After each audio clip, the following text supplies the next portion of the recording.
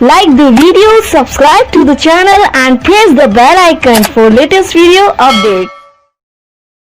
Student, तो number 4 का topic number 7 and topic number 8 गोले संधारित्र और संधारित्र का संयोजन। इससे पिछली वीडियो में हम पढ़ चुके हैं टॉपिक नंबर 5 संधारित्र की धारिता और समांतर प्लेट संधारित्र के तीनों पार्ट। ठीक है, यहाँ तक हमारा कंप्लीट हो गया था। अब टॉपिक नंबर 7 और टॉपिक नंबर 8 आज की वीडियो में हम पढ़ेंगे। देखो, ये वीडियो थोड़ी छोटी होने वाली है, लेकिन इसका मतलब ये नहीं कि इसमें इम्पोर्टेंट टॉपिक नहीं है। ये छोटी वीडियो मैं इसलिए कर रहा हूँ ताकि आप इन टॉपिक पे अधिक फोकस कर सको। ठीक है, बाकी टॉपिक अगर मैंने 2-3 एक टॉपिक और भी ऐड कर दिया इसमें, तो आप इन टॉपिक पे फोकस नहीं कर पाओगे। इसलिए थोड़ी छोटी वीडियो होगी, बट ये दोनों टॉपिक इम्पोर्टेंट है। ठीक है, जैसे कि टॉपिक नंबर 7 गोले संधारित्र कई बार आ चुका है आपके बोर्ड एग्जाम में, और संधारित्रों का संयोजन जो होता है ये मतलब कि क्वेश्चन के रूप में कभी कभार पूछ लिया जाता है। बाकी इसके ऊपर जो न्यूमेरिकल है वो मोस्ट इंपॉर्टेंट है। न्यूमेरिकल तो हर बार आता ही है इसी के ऊपर। ठीक है, मैं इस चैप्टर के न्यूमेरिकल लास्ट में कराने वाला हूँ। पहले टॉपिक कंप्लीट कर लेता हूँ, पहले थ्योरी कंप्लीट कर लेता हूँ, उसके बाद न्यूमेरिकल कराऊंगा। तो आज हम पढ़ लेते हैं टॉपिक नंबर 7 और टॉपिक नंबर 8। तो चलिए स्टार्ट करते हैं। टॉपिक नंबर 7 गोलीय संधारित्र। गोलीय संधारित्र देखो क्या होता है गोलीय संधारित्र। सबसे पहले तो इसकी डेफिनेशन हमें पता होनी चाहिए, तो पढ़ लेते हैं। ऐसा समायोजन जिसमें दो बराबर परंतु विपरीत प्रकार के आवेश से आवेशित लगभग समान आकार के समकेंद्रीय दो गोलीय चालक होते हैं। ऐसा समायोजन जिसमें दो बराबर परंतु विपरीत प्रकार के आवेश से आवेशित लगभग समान प्रकार के समकेंद्रीय दो गोलीय चालक होते हैं, तो वह गोलीय संधारित्र कहलाता है। इसमें क्या कहा गया है? इसमें कहा गया है कि ऐसा समायोजन यानी कि ऐसा निकाय जिसमें दो बराबर यानी आवेश का परिमाण तो बराबर होना चाहिए, परंतु विपरीत प्रकार के आवेश होने चाहिए। विपरीत का मतलब एक तो पॉजिटिव और एक निगेटिव आवेश लगभग समान आकार के समकेंद्रीय दो गोलीय चालक होते हैं। इसमें दो गोलीय चालक होते हैं, जैसे कि आप चित्र में देख रहे होंगे। यहाँ पर कैसे यहाँ पर आपको दिखाई दे रहा होगा कि दो गोलीय चालक है, एक ये और एक इसके अंदर। ये लगभग समान आकार के होते हैं। अभी चित्र को अलग अलग प्रेजेंट करने के लिए यहाँ पर ऐसा बनाया गया है, लेकिन इनके अंदर जो डिफरेंस होता है वो काफी कम होता है। यहाँ पर हमें अलग अलग शो करना है, तो ये अंदर वाला गोला थोड़ा छोटा बना दिया है, लेकिन ये दो इनके बीच में मतलब ज्यादा फर्क नहीं होता है। एक दूसरे से बहुत ही कम स्पेस के साथ जुड़े होते हैं। मतलब स्पेस तो होता है बट बहुत कम होता है इन दोनों के बीच में गोलों के। इसलिए ऊपर डेफिनेशन में बोला गया है कि यहाँ पर क्या होता है, लगभग समान आकार के समकेंद्रीय दो गोलीय चालक होते हैं, तो वह गोलीय संधारित्र कहलाता है। ठीक है, आप समझ गए होंगे गोलीय संधारित्र क्या होता है। अब माना कोई अभी देखो, अब हमें क्या करना है, गोलीय संधारित्र तो हम समझ गए, लेकिन इस टॉपिक नंबर 7 में गोलीय संधारित्र व गोलीय संधारित्र की धारिता का व्यंजक भी हमसे पूछा जाता है। तो गोलीय संधारित्र की धारिता का व्यंजक हम पढ़ लेते हैं। उसके लिए हम क्या करते हैं, सबसे पहले माना कोई गोलीय संधारित्र जिसमें त्रिज्या A तथा B के दो गोलीय चालक दो विद्युतरोधी स्टैंडों से लगे हुए हैं। इसमें अंदर वाले गोलीय चालक को बाहर से एक यहाँ पर हुंडी लिखा हुआ है, एक हुंडी द्वारा प्लस क्यू आवेश दिया जाता है। हुंडी यानी कि एक हुंडी मान लो बाहर से, मतलब जो बाहर वाले इससे टच ना करे, बाहर वाले वृत्त को टच ना करे, डायरेक्ट हम ऊपर को उठा के इसे आवेश दे दे अंदर वाले को। ठीक है, देखो सिंपल सी बात है। पहले तो आपको ये चित्र देखना है अच्छी तरीके से। माना कोई गोलीय संधारित्र जिसमें त्रिज्या A तथा B के दो गोलीय चालक दो विद्युतरोधी स्टैंडों से लगे होते हैं। त्रिज्या A स्मॉल a अंदर वाला और बाहर वाला स्मॉल b का। इसमें अंदर वाले गोलीय चालक को बाहर से एक घुंडी के द्वारा प्लस क्यू आवेश दिया जाता है, जो कि अंदर वाले गोलीय चालक के संपूर्ण पृष्ठ पर समान रूप से वितरित हो जाता है। चालक है तो उसके पृष्ठ पर पहुंच जाता है, जिसमें प्रेरण के कारण बाह्य गोलीय चालक पर ऋणावेश उत्पन्न हो जाता है। प्रेरण के कारण उसके बाह्य गोलीय चालक पर क्या हो जाएगा, ऋणावेश उत्पन्न हो जाएगा, क्योंकि वो भी चालक है, जिससे अंदर वाले गोलीय चालक के पृष्ठ से बाहर वाले गोलीय चालक के पृष्ठ की ओर विद्युत बल रेखीय प्रवाहित होनी शुरू हो जाती है। तब त्रिज्या स्मॉल a वाले गोलीय चालक पर अपने ही आवेश प्लस q के कारण विद्युत विभव, सबसे पहले तो जो अंदर वाला वृत्त है उस पर विभव निकाल लेंगे प्लस q के कारण, तो उसे v1 मान लेंगे। कितना हो जाएगा, फॉर्मूला सिंपल होता है क्या, 1/4πε0 q आर होता है, तो यहाँ पे आर के स्थान पे क्या लेना है, हमें ए लेना है। और इसमें क्या है, जितना अगर आवेश प्लस का है तो प्लस का लेते हैं, माइनस का तो माइनस का, इसलिए यहाँ पर प्लस का ले लिया है। तथा बी त्रिज्या वाले गोले के कारण विद्युत विभव V2 = 1/4πε0 minus Q upon B, क्योंकि जो बी त्रिज्या वाले गोले पर विभव है वो आवेश है वो माइनस का Q है, ठीक है, और त्रिज्या बी है।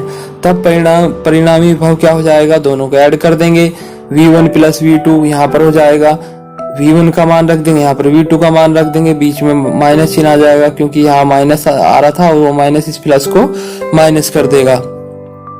अभी क्या करेंगे, Q/4πε0 कॉमन ले लेंगे बाहर, और इसके अंदर क्या बच जाएगा, 1/a माइनस का 1/b, इन दोनों का एलसीएम ले लेंगे तो नीचे a भी आ जाएगा, b की गुणा इधर a की गुणा इधर हो जाएगी, ठीक है। अभी इसके बाद अब हमें v का मान निकाल लिया। देखो जब भी हम संधारित्र की धारिता निकालते हैं, किसी भी चीज की धारिता, तो उसमें v का ज्ञात होना जरूरी है, तो हम सबसे पहले v ही निकालते हैं। अब v निकाल लिया तो धारिता निकाल सकते हैं इस फॉर्मूले से, c = Q/v, तो यहाँ पर Q/v का मान रख देंगे, Q/4πε0 b - a/ab। अभी क्या होगा, इस Q से Q कैंसिल हो जाएगा और जो नीचे है उसकी गुणा ऊपर हो जाएगी और जो b - a है वो ऊपर हो जाएगा, मतलब कि 4πε0 तो ऊपर पहुंच गया और ab भी ऊपर पहुंच गया, b - a नीचे बच गया। तो यही क्या होगा इसका, यही होगा इसकी धारिता का व्यंजक गोले संधारित्र का, ठीक है। समझ आ चुका होगा, कोई इतना हार्ड नहीं है। आपने क्या किया, सबसे पहले तो एक a त्रिज्या वाला गोला लिया, उसके ऊपर b त्रिज्या वाला गोला लिया, दो स्टैंडों से उन्हें रख दिया एक दूसरे के ऊपर, फिर एक घुंडी के द्वारा अंदर वाले को क्या कर दिया, प्लस Q आवेश दे दिया, तो प्रेरण के कारण b पे क्या हो गया, b त्रिज्या वाले गोले पर माइनस Q आवेश हो गया। तो V1 यानी कि a त्रिज्या वाले पर अपने ही आवेश प्लस Q के कारण विभव, फिर b त्रिज्या के कारण विभव माइनस में आ जाएगा, फिर दोनों को जोड़ दिया, v का मान निकाल लिया, फिर c = Q/v लगा लिया, सिंपल सा फॉर्मूला हमारा जनरेट हो गया, ठीक है। अब इसके बाद करते हैं टॉपिक नंबर 8 की बात। टॉपिक नंबर 8 क्या है, संधारित्रों का संयोजन। संधारित्रों का संयोजन यानी कि संधारित्रों को किस तरीके से जोड़ा जाता है, ठीक है, आपस में इन्हें। तो संधारित्रों का संयोजन दो प्रकार का होता है। नंबर फर्स्ट श्रेणी क्रम संयोजन, नंबर सेकंड समांतर क्रम संयोजन। इसे श्रेणी क्रम में भी जोड़ सकते हैं और समांतर क्रम में भी जोड़ सकते हैं। अब श्रेणी क्रम संयोजन कैसा होता है, देखो जैसा कि आप यहाँ पर चित्र में देख रहे होंगे, ये श्रेणी क्रम संयोजन है। इसमें क्या होता है, एक बैटरी को, यहाँ पर बैटरी जो है इसका प्लस वाले एरिया को इसके एक साइड से जोड़ दिया जाता है और इसके माइनस वाले को इसके प्लस से, इसके माइनस वाले को इसके प्लस से, मतलब इस तरह से कितने भी संधारित्र जोड़ सकते हैं। फिर आखिर वाले माइनस को हम इधर जोड़ देते हैं। जैसे कि आपने एक लड़ी, बल्ब की लड़ी देखी होगी, इस तरह से ऐड की हुई, एक तार इधर, एक तार दूसरे बल्ब से निकलता हुआ, फिर दूसरा, तीसरा, इस तरह से इन्हें सबको एक श्रेणी क्रम में ऐड कर दिया जाता है। किसी भी बैटरी या जहां से धारा दी जाती है उसे जोड़ दिया जाता है। इस क्रम को श्रेणी क्रम बोलते हैं हम, ठीक है। तो अभी क्या करेंगे, ये तो हो गया श्रेणी क्रम संयोजन। अब इसके बारे में पढ़ लेते हैं। यहाँ श्रेणी क्रम में संयोजन मतलब अगर श्रेणी क्रम में बहुत सारे संधारित्र हमें दे रखे हो और उनके स्थान पर हमें एक संधारित्र यूज करना है तो उसकी धारिता कितनी लेनी पड़ेगी, ये हम यहाँ पर ज्ञात कर सकते हैं। इसी के ऊपर यहाँ पर न्यूमेरिकल बनते हैं। तो देखो, श्रेणी क्रम में प्रत्येक संधारित्र पर आवेश समान लेकिन विभव भिन्न भिन्न होता है। अगर श्रेणी क्रम में आप क्या कर रहे हो, जोड़ रहे हो, तो वहां पर आवेश तो समान होता है लेकिन विभव भिन्न भिन्न होता है। चित्र में आप देख रहे होंगे, यहाँ पर जो आवेश जाएगा वो क्या हो जाएगा, वो सभी में बराबर बटेगा, यहाँ तक सभी में बराबर ही जाएगा, होके गुजरेगा, लेकिन विभव बदल जाएगा, V1, V2, V3, ठीक है। टोटल विभव V है वो V1, V2, V3 में बदल जाएगा। यहाँ पर ये बात कही गई है। चित्र अनुसार माना 3 संधारित्रों को श्रेणी क्रम में जोड़ा गया है, जिसमें संधारित्रों की धारिता क्रम से C1, C2 तथा C3 है। वह विभव क्रम से V1, V2, V3 है। उन पर विभव कितना है, V1, V2, V3। तब बिंदु A व B के बीच विभव, मतलब यहाँ से यहाँ तक के बीच में विभव, तब A और B के बीच में विभव क्या हो जाएगा, एक मिनट, तो A और B के बीच में विभव कितना हो जाएगा, A हम इस सिरे को मान लिया और B इस सिरे को मान लिया, ठीक है। A तो हमने इस सिरे को मानना है और B इस सिरे को मानना है, ठीक, इस तरह से बोला गया इसमें। तो बीच विभव V = Q/C, ये फॉर्मूला तो होता ही है, खैर इसका तो बाद में यूज होगा। यहाँ पर क्या करेंगे हम, V = हो जाएगा V1 + V2 + V3, v जो होगा वो 3 भागों में बढ़ चुका है, v1 plus v2 plus v3, ठीक है। v का मान q अपॉन c रख देंगे, क्योंकि स्मॉल q आवेश को हमने क्या किया है, तीनों में बांट दिया है। तो यहाँ पर q upon c1, q upon c2, q upon c3 अलग अलग धारिता है। q कॉमन लेके कट कर देंगे तो इसका व्यंजक क्या बन जाएगा, इसका व्यंजक हमारे पास आ जाएगा ये, ठीक है। 1/c equal to 1/c1 plus 1/c2 plus 1/c3। और यही क्या है होगा कि अगर हमें श्रेणी क्रम में कोई संधारित्र जोड़े हुए हैं, उनके स्थान पर हमें एक संधारित्र यूज करना है, तो उसकी धारिता क्या रखी जाए, वो इस फॉर्मूले से निकलेगी। वो क्या है, इस फॉर्मूले से ही निकलेगी, ठीक है।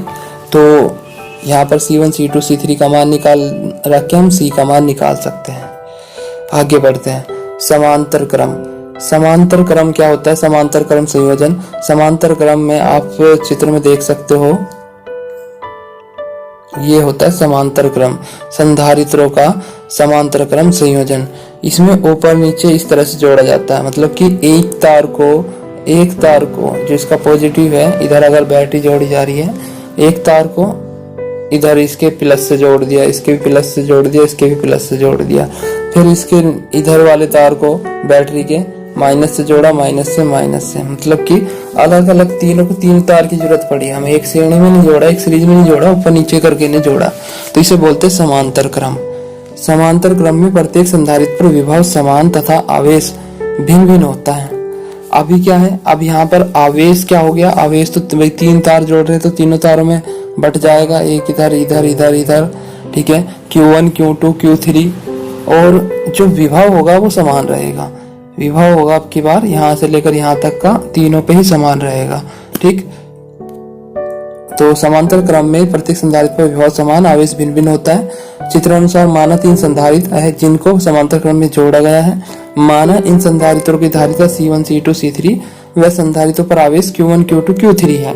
अब की बार आवेश मान लिया, वहां पे विभव मानना था, क्योंकि विभव अलग अलग था तो विभव मान लिया। अब की आवेश अलग अलग है तो आवेश मान लिया। तब तीनों के बीच A व B के बीच कुल आवेश कितना हो जाएगा, Q1 Q plus Q2 plus Q3 होगा। और Q बराबर किसके होगा, C बराबर Q अपॉन V के सूत्र से, ठीक है। वो हो जाएगा Q बराबर CV।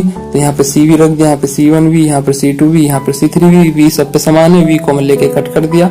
तो हमारा फॉर्मूला क्या बन गया, फिर हमारा फॉर्मूला आ जाएगा ये फॉर्मूला होता है आपका। अगर हमें समांतर क्रम में संधारित्र जोड़े गए हैं और उनकी तुल्य धारिता निकालनी है, केवल एक संधारित्र यूज करना है, तब हमारा ये फॉर्मूला, उन्हें क्या कर देंगे, डायरेक्ट जोड़ देंगे। उनकी जो भी धारिता होगी वहां से क्या होगा, सीधे उसकी धारिता निकल जाएगी, उनकी तुल्य धारिता, ठीक है। तो ये हुआ आपका समांतर क्रम। आशा करता हूँ कि आप आज जो भी 2 टॉपिक आपको समझाए गए वे आपके समझ में आ चुके होंगे अच्छे तरीके से। अगर नहीं आए हो तो वीडियो को फ्यूज करके रिवर्स करके दोबारा देख सकते हो, ठीक है। बस आज इस वीडियो में इतना ही, बाकी मिलते हैं नेक्स्ट वीडियो में। Thank you, goodbye. और अगर आपको इस वीडियो में पढ़ाए गए नोट्स की PDF फाइल चाहिए तो नीचे डिस्क्रिप्शन लिंक में दिए गए व्हाट्सएप नंबर पर संपर्क कर सकते हो। वीडियो को पूरा देखने के लिए थैंक यू, धन्यवाद।